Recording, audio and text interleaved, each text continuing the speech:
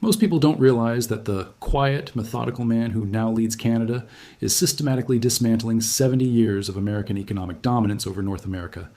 And he's doing it with the cold precision of someone who spent decades managing the world's most complex financial systems. Mark Carney is not your typical politician. He's a central banker who learned to think in terms of decades rather than election cycles, and that difference is proving to be America's worst nightmare. What if I told you that the man Washington dismissed as just another Canadian bureaucrat has already cost the American economy over $400 billion in lost trade and investment, and that this is just the beginning of a comprehensive strategy designed to permanently end Canada's economic dependence on the United States? To understand Carney's approach, you need to understand what makes him fundamentally different from every other leader in North American politics. This is not a career politician who learned to manage public opinion. This is someone who spent years managing entire national economies during their most vulnerable moments. Carney served as governor of the Bank of Canada during the 2008 financial crisis, when the global banking system nearly collapsed. While American and European banks were failing, Carney kept Canada's financial system stable through forward-thinking policy and ruthless pragmatism. When the Bank of England needed someone to stabilize the British economy after Brexit, they chose Carney, the first non-British governor in the bank's 300-year history. For 7 years, he managed the UK's exit from the European Union while maintaining economic stability that most experts thought was impossible. This background created a leader who thinks like a chess grandmaster rather than a typical politician.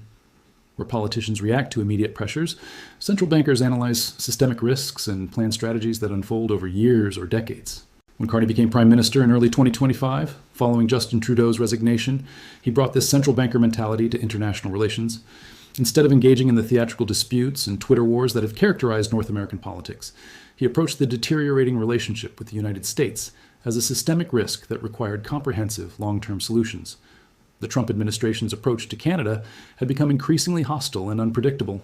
The 25% tariffs imposed in February 2025 were not just trade policy, they were accompanied by requirements that treated Canadian citizens like security threats, requiring fingerprinting and registration for extended stays in the United States. For most politicians, this would have triggered immediate retaliation, angry speeches, symbolic gestures, appeals to nationalism. Carney's response was completely different. He treated the American aggression as a problem to be solved systematically, like a currency crisis or banking collapse that required careful analysis and strategic intervention. The first phase of what became known as Carney's revenge was actually a strategic retreat that confused both American policymakers and Canadian political observers. While the conventional response would have been to escalate retaliatory measures, Carney did something unexpected. He began removing Canadian tariffs unilaterally. This wasn't capitulation, despite how it appeared to critics. It was strategic positioning designed to strip the United States of its justifications for the trade war while building international support for Canada's position. By addressing legitimate American concerns about digital services taxes and border security, Carney eliminated the grievance narratives that Washington used to justify its aggression. The tactical brilliance of this approach became clear within months. While Canada appeared to be making concessions, the United States remained the only aggressor in the dispute. International partners who might have stayed neutral in a typical trade war began viewing Canada as the reasonable party dealing with an unpredictable American government. European leaders praised Canada's mature approach to resolving trade disputes, while criticizing American economic vandalism. Asian governments, carefully watching as they managed their own trade relationships with the United States, took note of how Canada maintained dignity while building alternatives to American dependence. The domestic political impact was equally strategic. By removing the emotional heat from the trade dispute, Carney created space for the second phase of his strategy, the comprehensive restructuring of the Canadian economy to eliminate vulnerabilities that made American pressure effective in the first place. The One Canadian Economy Act, passed with unprecedented bipartisan support in March 2025, eliminated interprovincial trade barriers that had made Canada's domestic economy less efficient than its trade with the United States. Professional licenses became portable across provinces, regulatory standards were harmonized, transportation infrastructure received massive investment to create efficient east-west trade corridors. This internal integration wasn't just about economic efficiency.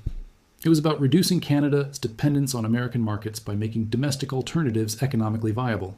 Canadian companies that had maintained separate operations in multiple provinces could now consolidate and expand. Interprovincial trade increased by 23% in 6 months, reducing the relative importance of American trade relationships. The Building Canada Act accelerated infrastructure development by cutting regulatory approval times from 5 to 7 years to 18 to 24 months for projects deemed to be in the national interest. This wasn't just about building roads and bridges. It was about sending a signal to international investors that Canada could move at the speed of business rather than the speed of government bureaucracy. The results were immediate and dramatic. Foreign direct investment in Canadian infrastructure increased by 340% in 2025. Projects that had been stalled for years in regulatory review received approval and began construction within weeks. International companies that had written off Canada as too slow and bureaucratic suddenly saw opportunities for rapid capital deployment. While these domestic reforms were transforming Canada's internal economy, Carney was simultaneously executing the most sophisticated trade diversification strategy in Canadian history. But this wasn't the traditional approach of simply finding alternative markets for existing Canadian exports. It was about attracting entire industries and supply chains that could reduce Canada's overall dependence on any single trading partner. The European Union became the cornerstone of this strategy. The Canada-EU Strategic Partnership Agreement, signed in September 2025, went far beyond traditional trade deals. It included technology sharing arrangements, defense cooperation provisions, and most importantly, it established Canada as the EU's preferred partner for critical minerals and clean energy technology. The timing was perfect. As the United States imposed tariffs and treated allies as security threats, Europe was desperately seeking reliable partners outside the increasingly volatile American economic sphere. Canada offered exactly what Europe needed: political stability, abundant resources, and a government capable of making and keeping long-term commitments. The Asian strategy was even more sophisticated. Rather than trying to replace American markets directly, Canada positioned itself as neutral ground for transactions that couldn't occur between the United States and China due to escalating trade tensions. Canadian banks began facilitating trade finance for European and Asian companies that wanted to avoid American sanctions and restrictions. This neutral ground strategy proved incredibly profitable. As American-Chinese trade relations deteriorated, companies from both countries needed intermediaries for transactions involving technology, raw materials, and financial services. Canada's reputation for political stability and regulatory predictability made it an ideal location for these sensitive arrangements. The results appeared in trade data within months. Canadian exports to the European Union increased by 34% in 2025. Exports to Asian markets grew by 28%. Most remarkably, these increases didn't come at the expense of American trade. They represented entirely new economic activity generated by Canada's strategic repositioning. But perhaps the most devastating aspect of CARNEY'S strategy was how he handled the immediate trade dispute with the United States. By maintaining a calm, professional approach while building alternatives to American economic relationships, he created an impossible situation for American policymakers. American businesses that initially supported getting tough with Canada began experiencing real costs as supply chains disrupted and expenses increased. The automotive industry faced particular challenges as tariffs applied to components crossing the border multiple times during manufacturing increased vehicle costs by $3,400 per car. Border communities that had depended on Canadian trade and tourism for generations experienced severe economic disruption. Canadian travel to the United States dropped by 40% in response to the fingerprinting requirements. Cross-border shopping, which had supported entire American border economies, virtually disappeared. The political pressure reached a breaking point when representatives from border states began publicly criticizing the administration's trade policy. Michigan Governor Gretchen Whitmer described the impact on her state's automotive sector as economic sabotage disguised as trade policy. Senator Susan Collins warned that continued disruption could permanently damage the economic foundation of northern New England. Meanwhile, Canada was thriving under the new economic strategy. Freed from interprovincial trade barriers and connected to expanding international markets, Canadian businesses experienced growth rates not seen since the early 2000s resource boom. The contrast was politically dangerous for American policymakers, facing mounting economic pressure in key swing states. The strategic genius of CARNEY'S position became fully apparent during the mandatory USMCA review in July 2026. American negotiators expected to face a weakened Canada, desperate for access to U.S. markets. Instead, they encountered a confident Canadian delegation that had spent 18 months building viable alternatives to American trade relationships. The Canadian position was elegantly simple. They wanted free trade and cooperation, but only on terms that respected Canadian sovereignty and provided genuine reciprocity. Most importantly, Canada demonstrated that they had alternatives if Americans chose to withdraw from USMCA. The American business community couldn't say the same.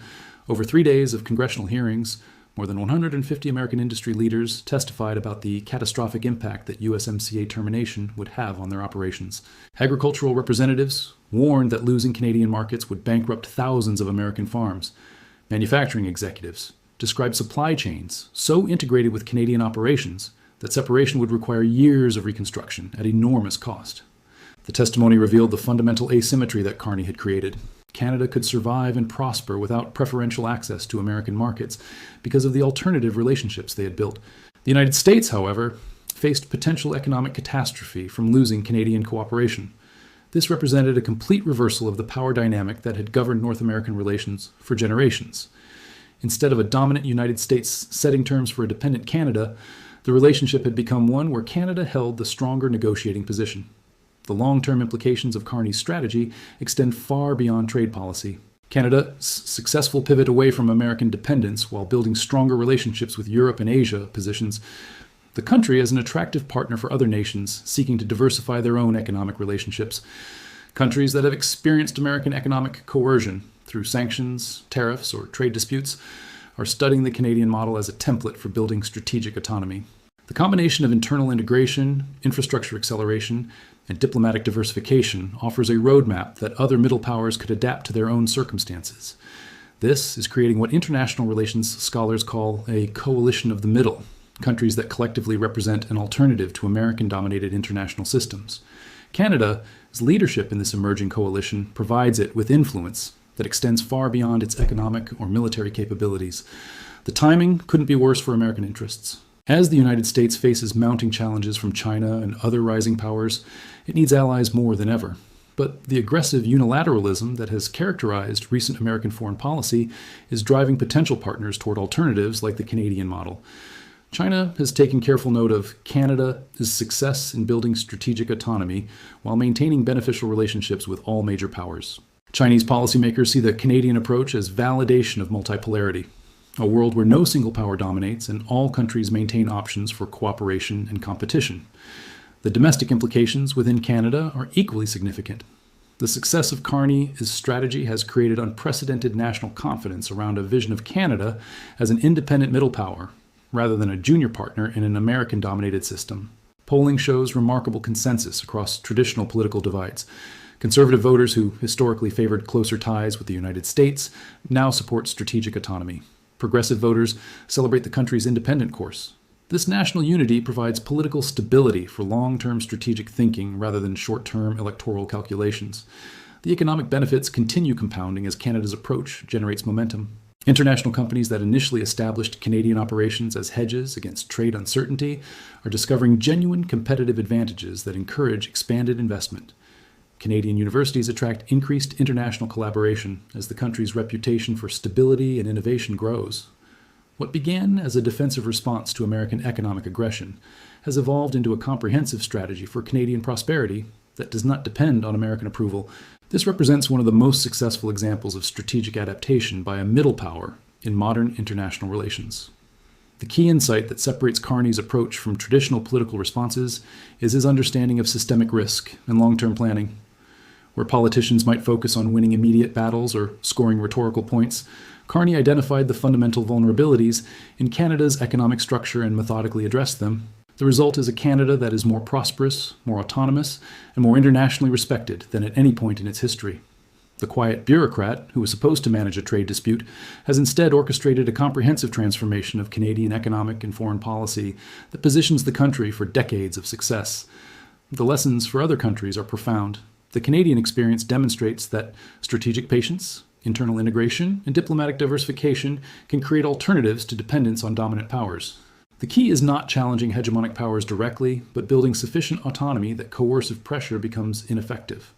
For the United States, Carney's success represents a warning about the long-term costs of treating allies as subordinates. The assumption that smaller countries have no choice but to accept American terms has proven dangerously wrong in a world where alternatives exist for countries patient enough to build them. The transformation of Canada from America's most reliable ally to its most independent neighbor illustrates how quickly international relationships can change when they are based on coercion rather than genuine mutual benefit. The central banker, who was supposed to manage a crisis, has instead managed a revolution that reshapes the balance of power in North America. Mark Carney's revenge isn't emotional or theatrical, it's systematic and comprehensive. He's destroying American economic dreams, not through dramatic confrontation, but through the methodical construction of a Canadian economy that simply doesn't need American approval to prosper. That may be the most devastating revenge of all. The quiet man who thinks in decades rather than election cycles has proven that sometimes the most effective way to defeat a superpower is simply to make yourself independent of it. America's economic dreams of permanent dominance over its northern neighbor are crumbling not because of dramatic battles, but because of careful, patient, systematic planning that has made those dreams irrelevant. The psychological dimensions of Carney's approach reveal the sophistication of his strategy. Unlike typical political leaders who engage in public confrontations, Carney operates with the emotional discipline of someone trained to manage financial crises. This psychological approach serves strategic purposes. It denies American policymakers the emotional reactions they expected. Washington assumed aggressive pressure would force desperate responses that would justify escalation. Instead, they encountered calm professionalism that made American aggression appear unreasonable. The contrast became stark during international meetings. While American representatives engaged in aggressive rhetoric, Carney maintained the measured tone of someone presenting technical analysis. This made him appear statesmanlike while making his counterparts seem unprofessional. The technical expertise Carney brings to economic policy has proven devastatingly effective against American negotiating strategies. Traditional trade disputes often involve bluster and political theater. But when your opponent understands global financial systems better than most central bankers, those tactics become ineffective. During USMCA negotiations, American trade representatives found themselves outmatched by someone who could analyze their proposals in real time and explain exactly why they would fail. Carney's scientific precision made it impossible for American negotiators to rely on political spin. The infrastructure investments reflect Carney's understanding of modern economies. Rather than symbolic projects, the investments target specific bottlenecks that have limited Canadian economic growth. The digital infrastructure investments weren't just about faster internet speeds.